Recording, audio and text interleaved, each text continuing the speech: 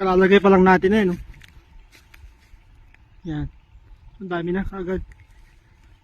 Yan kasi mga boss, hindi mo yan basta-basta mahuhuli. Kung hulihin mo lang. So yan, ito na yung solusyon sa mga ganyang problema ng mga halaman at mga gulay ninyo mga bossing. Kalalagay ko lang, kanina lang yan mga boss. So ito yung mga ginagamit natin na pang trap sa mga fly ng mga gulay natin yan. Gulay. So ang gagawin lang natin is kumuha lang tayo ng empty na bottles. Parang ganyan. Yan. Tapos, spray ninyo at ganyan naman na siya. Yan. So ito madikit ito mga boss. Madikit. Tapos mabango. Yan. So hindi yan mga bossing nababasa. Kung kahit maulanan yan mga boss. Walang problema. So tumatagal siya. Tapos mabango siya mga boss. Para ma-attract yung mga fly. Ayan, napakamura. Napakamura nito mga boss. Nandyan lang sa comment section yung link.